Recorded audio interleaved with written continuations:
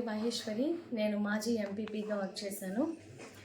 నిన్న జగన్మోహన్ రెడ్డి గారి పైన జరిగినటువంటి దాడి అనేది తెలుగుదేశం పార్టీ వాళ్ళు కానివ్వండి, జనసేన పార్టీ కానివ్వండి, బీజేపీ పార్టీ వాళ్ళు ఎవరైనా కానివ్వండి, ఈ ముగ్గురు కలిసి జగన్మోహన్ రెడ్డి గారి పైన ఇలాంటి దాడి చేపించడం అనేది చాలా దౌర్భాగ్యము.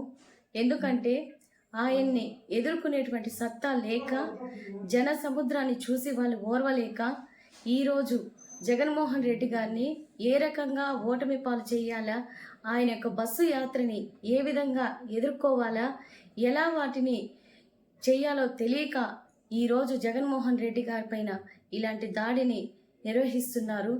అయితే జగన్మోహన్ రెడ్డి గారు వీటిని ఏటిని కూడా ఆయన లెక్క చేయరు. ఎందుకంటే ఆయనకి ప్రజల మద్దతు అంత ఎక్కువగా ఉంది. ప్రజలు ఆయన్ని అంతగా ఆశీర్వదిస్తున్నారు. ఆయన చేసినటువంటి సంక్షేమ కార్యక్రమాలు అలాంటివి. ఎందుకంటే ఈరోజు ప్రతి ఒక్క పేదవాడు కూడా 3 పూటలా తింటున్నాడంటే దానికి కారణం జగన్మోహన్ రెడ్డి గారు చేసినటువంటి సంక్షేమ కార్యక్రమాలని మనం చెప్పుకోవచ్చు. కానీ జగన్మోహన్ రెడ్డి గారిని తర్వాత సీఎంగా చేసుకునేటువంటి ఎటువంటి విజయాన్ని ఆయనకి అందించాలంటే అఖండమైనటువంటి విజయాన్ని అందించాలి. ఎందుకంటే ఈరోజు కూటమి మీద ఒక పేరు పెట్టుకొని ఈరోజు ఆయన ఎదుర్కొనేటువంటి ధైర్యం లేక ఈరోజు ఆయనకి దొంగ దెబ్బ తీయాలనే ఉద్దేశంతో ఆయన పైన రాళ్ల దాడిని చేశారు. గతంలో కోడి కత్తితో ఆయన మీద దాడి చేశారు. ఇవన్నీ కూడా ఎందుకంటే జగన్మోహన్ రెడ్డి గారిని ఏ రకంగా ఓటమి పాలు చేయాలనేటువంటి ఒక ఉద్దేశంతో మాత్రమేనని మీకు తెలియజేసుకుంటున్నాను. అంతేకాదు తెలుగుదేశం పార్టీ నామరూపాలు లేకుండా పోయేటువంటి రోజులు దగ్గర పడ్డాయి. ఎందుకంటే వాళ్ళకి ఓటేసేటువంటి దిక్కు లేదు కాబట్టి, వాళ్ళపైన ప్రజలకు ఎలాంటి నమ్మకం లేదు కాబట్టి ఈరోజు జగనన్నకి బ్రహ్మరథం పెడుతున్నటువంటి ప్రజలను చూసి వాళ్ళు బిత్తరపోయేటువంటి సమయం ఇది. ఎందుకంటే వాళ్ళ సభల్లో ఎక్కడ కూడా జనం అనేది కనిపించటం లేదు. ఎక్కడ చూసినా ఖాళీలే, ఎక్కడ చూసినా ఖాళీ కుర్చీలు మాత్రమే ఉంటున్నాయి. కానీ మన జగనన్న ఏ సభకు వచ్చినా కూడా మహిళలు కానివ్వండి, వృద్ధులు కానివ్వండి, పిల్లలు కానివ్వండి, యవనస్తులు కానివ్వండి, ఎవరైనా సరే ఆయనకు బ్రహ్మరథం పడుతూ ఎంత పెద్ద ఎండలోనైనా సరే ఆయన కోసం నిరీక్షిస్తూ ఆయన ఎప్పుడొస్తాడా, మా జగనన్న ఎప్పుడొస్తాడా అని చెప్పని ఎదురు చూస్తున్నటువంటి జనమందరూ కూడా ఈ తెలుగుదేశం పార్టీ వాళ్ళకి బుద్ధి చెప్పాలంటే జగన్మోహన్ రెడ్డి గారిని అఖండమైనటువంటి మెజార్టీలతో మన సీఎం గారిని మనం గెలిపించుకోవాలి. అలాగే మన కావలిలో ప్రతాప్ కుమార్ రెడ్డి గారిని మంచి మెజార్టీతో మేము గెలిపించుకుంటాము. ఎందుకంటే మంచి మనసున్నటువంటి వ్యక్తి మా ఎమ్మెల్యే గారు.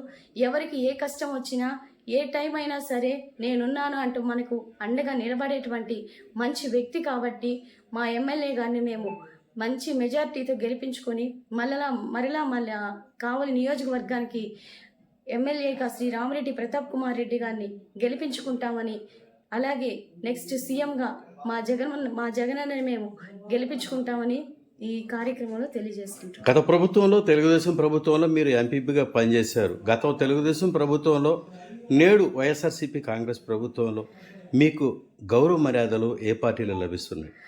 గౌరవ మర్యాదలు అనేది చెప్పాలంటే గతంలో మస్తాన్ రావు గారితో నేను వర్క్ చేశాను కాబట్టి సార్ గారు నన్ను చక్కగా చూసేవారు. నాకు మంచి గౌరవమే ఉండేది.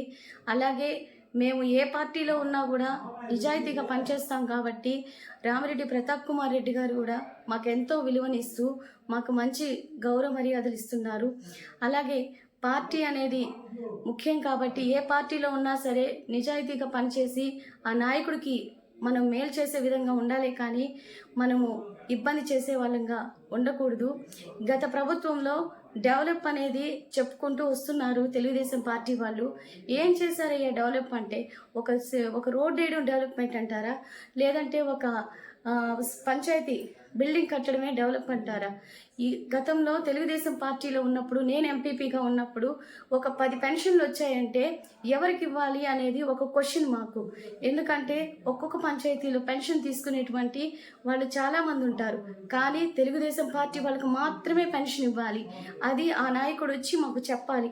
ఇదిగో నాకు ఈ పెన్షన్ ఇవ్వు, ఆ పెన్షన్ ఇవ్వు అని వాళ్ళు అడిగితే అప్పుడు మేము అలా పెట్టేవాళ్ళం.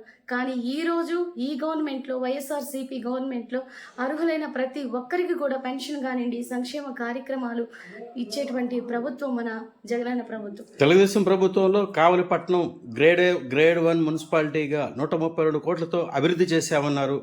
ఆ రోజు మీరు తెలుగుదేశం ప్రభుత్వంలో ఎంపీపీగా పనిచేశారు. 132 కోట్లతో కావలి మున్సిపాలిటీని అభివృద్ధి చేశారా? అభివృద్ధి అనేది నేను ఇప్పుడే చెప్పాను. గతంలో ఏ మీటింగ్ అయినా పెట్టనండి 16,000 కోట్ల లోటు బడ్జెట్ అని చెప్పుకోవడమే సరిపోయింది. ఇప్పుడు నందిని నందిని చేయడం పెద్ద తేలిక, అదేం పెద్ద కష్టమేం కాదు. 132 కోట్ల రూపాయలతో ఆ రోజు మున్సిపాలిటీ డెవలప్మెంట్ జరిగింది అని చెప్తున్నారు. అది ఏ విధంగా జరిగిందో వాళ్ళకే తెలుసు. కానీ ఈరోజు మన జగనన్న మళ్ళా ముఖ్యమంత్రిగా వస్తే మన యొక్క మున్సిపాలిటీని ఇంకా డెవలప్ చేసుకునేటువంటి అవసరం ఎంతైనా ఉందని మీకు తెలియజేసుకుంటున్నాను.